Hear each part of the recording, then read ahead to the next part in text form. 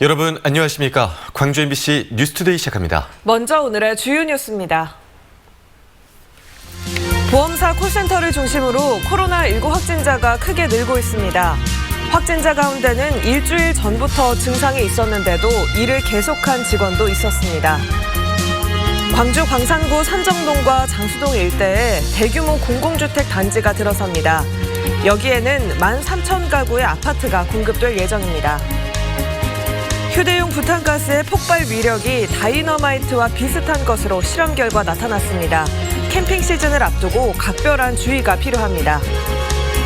코로나 팬데믹 때문에 2차례 연기됐던 광주 비엔날레가 오는 4월 1일 개막합니다.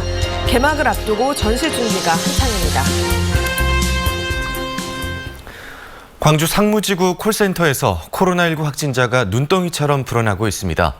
확진자 가운데 한 명은 증상이 나타난 뒤에도 출근을 계속했습니다. 개학과 백신 접종이 코앞으로 다가오면서 대규모 확산이 우려되고 있습니다. 김철원 기자입니다. 코로나 집단 감염이 일어난 곳은 1,400명이 근무하는 15층짜리 건물입니다. 4층과 5층을 쓰는 라이나 생명 콜센터 직원 28명이 사흘 새 잇따라 확진 판정을 받았습니다. 콜센터 직원과 접촉한 가족과 지인 4명도 감염됐습니다.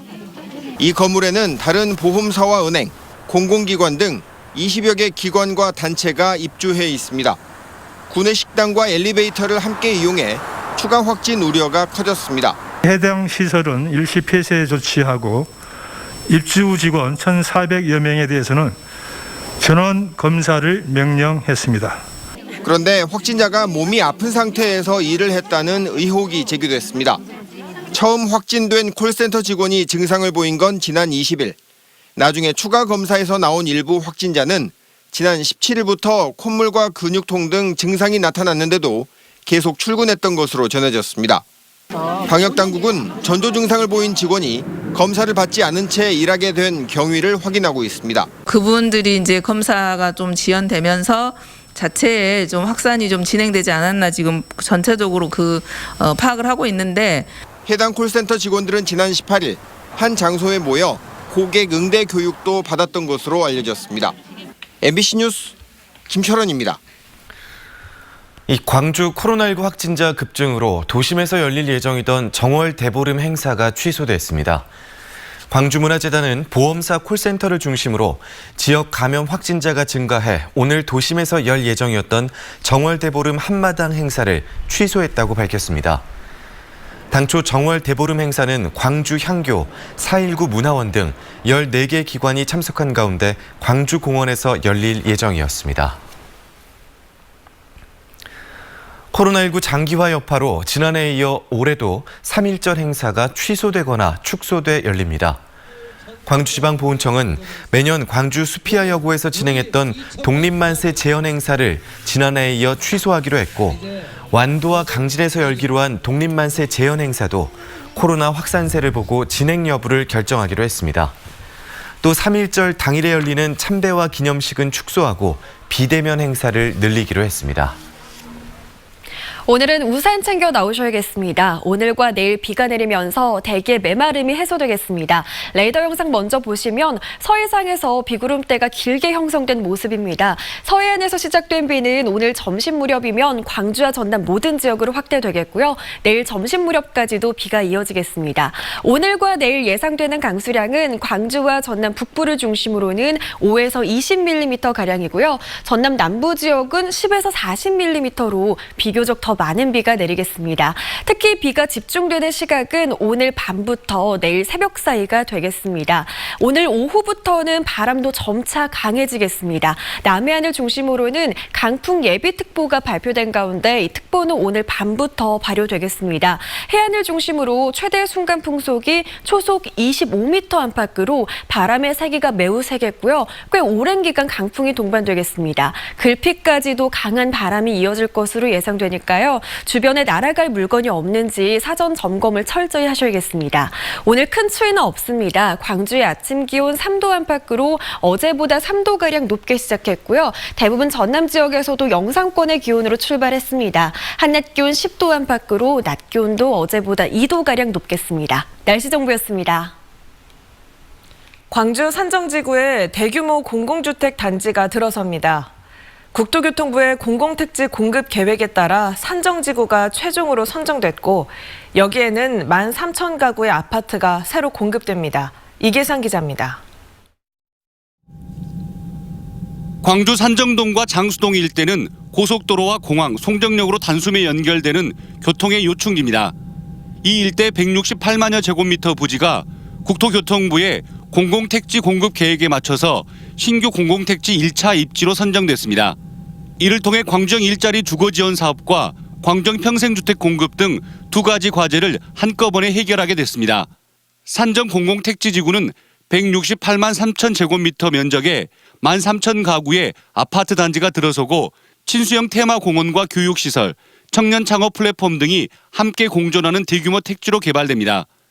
면적이나 주택 공급 규모로 보면 북구 7지구와 비슷할 것으로 전망됩니다. 광주형 AI 그린 뉴딜 및 2045년 탄소 중립 에너지 자립도시 실현을 위해 다양한 주거 수요를 반영한 자연 친화적 주거 단지로 조성하고 산정 공공택지지구는 내년 상반기에 지구 지정이 완료되고 2023년 지구 계획이 승인되면 2024년에 보상 작업이 시작된 뒤 2029년 최종 완공될 예정입니다. 사업 대상지인 산정동과 장수동 1호는 당장 토지거래 행위가 제한됐고 조만간 허가구역으로 묶일 예정입니다. 한편 산정지구 택지 개발과 관련해서 아파트 입주까지 앞으로 10년이 더 걸리고 그 사이 광주 주택시장에 아파트 초과 공급이 우려되고 있는 상황이어서 광주형 일자리 주거단지나 광주형 평생주택단지로 자리매김하기 힘들 거라는 지적도 나오고 있습니다. MBC 뉴스 이계상입니다. 광주형 일자리의 핵심인 광주 글로벌 모터스가 첫 신입사원 모집을 마감한 결과 대부분이 광주 전남 지역 인재인 것으로 나타났습니다. 글로벌 모터스가 발표한 1차 기술직 신입사원 공채 결과에 따르면 합격자 186명 중 97.3%인 181명이 광주 전남 출신으로 나타났습니다. 이로써 광주 글로벌 모터스는 경력직 161명을 포함해 347명의 채용을 마쳤으며 현재는 일반직 신입사원 43명의 채용 절차를 진행 중입니다. 광주 글로벌 모터스는 앞으로 2, 3차 채용을 거쳐 1,000명 규모의 고용 창출 목표를 달성한다는 계획입니다. 호남 소외의 상징으로 여겨졌던 경전선 광주 순천 구간 전철화 사업이 시작됩니다. 2027년 완공이 되면 광주에서 부산까지 이동 시간이 2시간대로 좁혀지는데요. 노선이 도심을 통과하는 순천은 소음과 안전 문제를 두고 대책 마련이 시급해졌습니다. 박민주 기자의 보도입니다. 광주역에서 부산을 연결하는 경전선. 지난 1930년 건설 이후 한 번도 개량되지 않았던 광주 순천 구간이 전철화됩니다. 오는 2027년 완공 목표로 1조 7,700억 원이 투입되는데 최근 기획재정부 예비 타당성 조사를 통과했습니다. 개통이 되면 광주 부산 구간은 5시간에서 2시간대로 단축돼 경전선 고속전철화 시대가 열립니다. 하지만 순천 구간은 비상이 걸렸습니다. 순천시는 정부 계획대로 기존 노선을 따라 전철화가 되면 도심 관통으로 교통, 소음, 안전 문제가 야기된다고 반발합니다. 높이 7m의 고압 전철 구조물도 설치돼 생태도시 브랜드 이미지에도 타격을 입는다는 겁니다. 철도 운행 횟수 증가, 고속전철 구조물 설치 등 여러 사유로 인해 철도망 영향권에 있는 시민 생활에 적지 않은 피해가 예상됩니다. 순천시는 교통 문제를 풀고 기존 노선은 정원이나 도시 기반 시설로 활용할 수 있다며 경전선의 우회 노선을 촉구하고 있습니다. 별교역이나 별량에서 시외곽 서면으로 노선을 변경해 전라선에 연결한다는 겁니다. 순천 도심 구간을 지중화하는 안도 함께 제기됐습니다. 경전선 시내 구간 지중화나 기존 철도 노선 변경이 수반되지 않는 경전선 전철화 사업은 수용하기 어렵다는 점을 분명히 밝혀두고자 합니다. 전남도민의 오랜 수건 사업으로 남북권 균형 발전의 견인차가 될 경전선 전철화. 장기적 관점에서 노선이 재결정될 수 있을지 쟁점으로 떠오르고 있습니다. MBC 뉴스 박민주입니다. 최근 광주 양동시장 앞에서 발생한 자동차 폭발 사고의 원인이 부탄가스로 추정되면서 이 부탄가스의 폭발력에 대한 관심이 높아지고 있는데요. 실험을 해보니 다이너마이트와 같은 위력을 갖고 있는 것으로 나타났습니다. 부탄 가스 사용이 많은 캠핑 시즌을 앞두고 각별한 주의가 필요해 보입니다. 이다현 기자가 취재했습니다. 광주 양동 복개상가 도로를 달리던 차량이 종이장처럼 찢어지고 차량 부품이 사방으로 날아간 자동차 폭발 사고. 사고 원인은 차량 안에 있던 부탄캔에서 새어나온 가스 때문인 것으로 추정되고 있습니다. 작은 부탄캔이지만 폭발의 위력은 상상 이상이었습니다. 이 폭파 소리가 얼마나 큰가 이건 저는 이런 소리 처음 들어봤거든요. 파편이 여기까지 날아와가지고 그 압력에 의해서 지금 이 천장이랑 가구도 손상이 됐고. 지난 2017년엔 경기도 광주에서 한 고교생이 호기심에 부탄가스 폭발 실험을 했다가 베란다 창틀이 엿가락처럼 휘는 등 집안이 쑥대밭이 되기도 했습니다. 위력은 얼마나 강할까? 한국가스안전공사가 부탄캔의 폭발력이 어느 정도인지 직접 실험했습니다. 양은 냄비에 부탄가스를 넣고 열을 가하자 양은 냄비가 산산조각 났고 불판을 올려놓고 계속 불을 켜두자 큰 불길을 일으키며 터집니다. 부탄캔이 가열이 되고 그로 인해서 내부 압력이 상승하면서 캔이 파열 폭발하는 사고가 대부분입니다. 다이너마이트가 터지는 것과 같은 위력을 가지고 있어서 많은 인명과 재산 피해가 발생할 수 있습니다. 음식점이나 캠핑장 등 야외에서 많이 사용하는 부탄캔 사고는 지난해에만 가스 관련 사고 가운데 23%가량을 차지할 정도로 끊이지 않고 있습니다. 본격적인 캠핑 시즌을 앞두고 부탄가스 사고에 대한 주의가 요구되고 있습니다. 연결 부위가 정상적으로 결속되었는지 확인하여 누출을 예방하시고 용기를 버릴 때에는 잔류가스가 남지 않도록 용기에 구멍을 낸 후. 전문가들은 또 가스 버너보다 큰 불판을 사용하지 말고 환기가 안 되는 곳에 부탄캔을 보관하는 것도 피해야 한다고 조언합니다. MBC 뉴스 이다현입니다. 전남 동부 지역에 소나무 에이즈로 알려진 제선충병이 확산되고 있습니다. 최근에 감염된 소나무만 17,000여 그루에 이르는데 당국이 소나무 제선충병과의 전쟁을 선포하고 방제에 나섰습니다. 김주희 기자가 보도합니다. 여수시 율천면의 한 야산입니다. 울창한 산속 아름드리 소나무들이 누렇게 말라 죽어가고 있습니다. 소나무 에이즈로 불리는 제선충병에 감염된 겁니다. 제선충은 솔수염 하늘소에 기생하면서 소나무 조직 속으로 들어가 나무를 고사시키는 병해충입니다. 현재 도내 소나무 제선충병은 11개 시군 지역에서 발생됐으며 감염목만 17,000여 그루에 이르고 있는 것으로 추산되고 있습니다. 특히 도내 감염목 가운데 98%가 여수와 순천, 광양 지역으로 집중되고 있습니다. 전남 동부권 소나무 제선충병은 타지에서 유입된 폐목재에 의해 전파된 것으로 추정됩니다.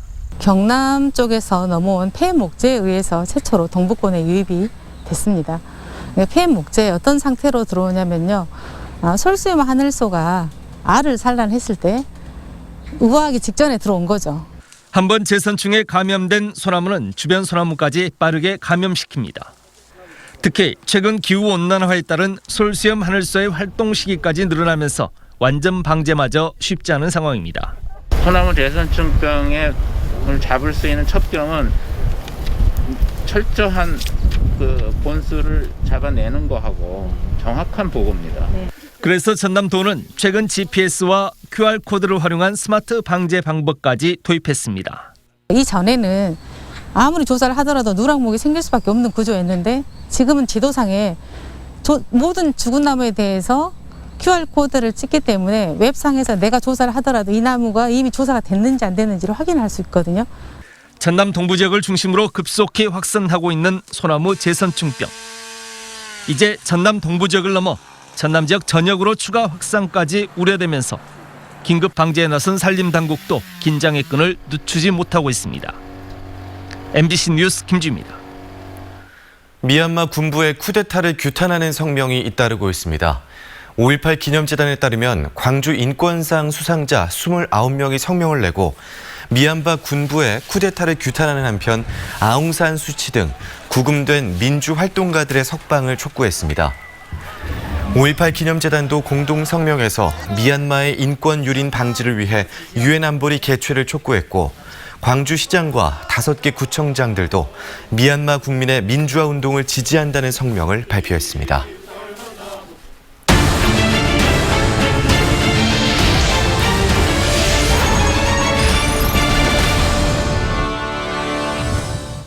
제13회 광주 비엔날레가 오는 4월 1일 개막을 앞두고 본격적인 전시 준비에 들어갔습니다. 코로나19 확산 때문에 두 차례나 일정이 연기되는 등 우여곡절을 겪었지만 공동체 회복과 연대라는 기획 의도가 좀 더 분명히 관객에게 다가갈 것으로 보입니다. 우종훈 기자가 취재했습니다. 우리나라 전통 상여를 모티브로 한 이 작품은 삶과 죽음 그리고 그 너머에 있는 세계를 연결합니다. 샤머니즘과 테크놀로지라는 상극의 세계가 섞여 있는 제1전시실은 지성의 확장과 공동 생존이라는 제13회 광주 비엔날레의 기획 의도가 잘 응축돼 있습니다. We are here to privilege the communal mind, to speak amidst the mind-body relation, to speak with strength, to speak with instinct, to speak collectively. 오늘 4월 1일 개막하는 이번 비엔날레는 당초 지난해 열렸어야 하지만 전 세계적인 코로나19 확산 때문에 두 차례나 일정이 연기됐습니다. 또 국가 간의 이동이 제한돼 국내외 69개 작가팀이 작품을 준비하고 제작하는 데도 많은 어려움이 있었습니다. 하지만 지금도 진행 중인 재난 상황과 이를 회복하기 위한 지구촌의 연대는 이번 비엔날레 전시 주제와 의미가 더욱 부각될 수 있는 기회가 되기도 했습니다. So some of the topics we've been really engaging with as part of our exhibition has become more relevant. I'd like to say it's been pandemic-proof concept. 코로나19 속에 열리는 이번 비엔날레는 전시 기간도 39일로 당초 일정보다 절반 가까이 줄었습니다. 대신 전시 작품뿐만 아니라 퍼포먼스 프로그램과 출판, 온라인 포럼 등 다양한 형태로 전시 주제를 세계화 공유합니다. 국립광주박물관과 광주극장, 양림동 아트폴리곤에서도 시공을 넘나드는 작품과 다양한 프로젝트가 선보입니다. MBC 뉴스 우종훈입니다. 호남권에서 처음으로 초광역 에너지 경제 공동체가 출범했습니다. 광주시와 전라남도, 전라북도는 국회에서 초광역 에너지 경제 공동체인 호남 아리300 용역보고회를 개최하고 본격적인 프로젝트 추진에 나섰습니다. 호남 아리300은 그린 뉴딜과 지역균형 뉴딜을 결합한 에너지 경제 공동체로 2050년까지 지역 전력 사용량의 300%를 신재생 에너지로 생산해 추가 전력을 전국으로 공급하는 구상입니다. 호남 지역 국회의원 26명은 에너지 경제 공동체 구축을 제안하고 올해 상반기 중으로 대통령 보고회를 추진할 계획입니다. 국민의힘이 국회의원 비례대표 후보의 4분의 1은 호남 인사를 우선 추천하기로 했습니다. 국민의힘은 국회의원 비례대표 당선권인 후보 순위 20위 안에 호남 지역 인사를 5명 포함시키는 내용의 규정을 상임 전국위원회에서 의결했습니다. 국민의힘은 이번 당규 개정을 계기로 호남과 동행하는 모습을 지속적으로 보여드리겠다고 말했습니다. 이른바 지중해 프로젝트를 추진하고 있는 해양수산부가 정책 개발을 위해 전국 연안 지역 자치단체의 목소리를 듣고 있습니다. 가장 먼저 해수부는 전남을 찾아 의견을 구했습니다. 김진선 기자입니다. 2,200여 개에 이르는 도서와 갯벌, 1,100곳의 어항, 6,000곳의 양식어장 등에서 4만 5천여 명의 어업인이 종사할 만큼 수산업은 전남의 대표 산업입니다. 목포시와 진도군, 해남군 등 전남 연안을 대표하는 8개 시군 단체장들이 한자리에 모였습니다. 해양수산부가 해양수산정책 개발을 위해 전국 74개 연안 시군구의 의견을 듣는 이른바 지중해 프로젝트 협의회가 열렸습니다. 시군에 우리 지역에 필요한 사업들을 많이 건의를 했는데 중앙정부에서 정말 긍정적으로 잘 검토해 주기로 해서 앞으로 기대가 큽니다. 지역과 중앙이 하나 되어 바다로라는 의미를 담고 있는 지중해 프로젝트. 이 자리에서는 해상풍력-지원부두와 배후단지 개발, 수산식품 가공설비 지원 사업, 마른김 위판장과 유통물류센터 건립 등 각 지역의 현안들이 건의됐습니다. 전남 수산업의 고부가 가치화와 어업인의 삶의 질 개선과 관련한 안건들이 주를 이뤘습니다. 정책이라는 그 자체가 실행력을 갖다가 전제로 하는 것이기 때문에 꼭 실행이 돼서 지역에서 기대하는 그런 사업들로 이어질 수 있게끔. 해양수산부는 바로 사업화할 수 있는 과제는 내년도 예산 사업에 반영하기로 하고 오는 4월까지 전남 동부권을 포함한 전국 7개 권역 74개 지자체를 모두 만날 계획입니다. MBC 뉴스 김진선입니다. 광주시가 자동차 운행 거리를 감축한 차량 소유주들에게 현금을 지급합니다.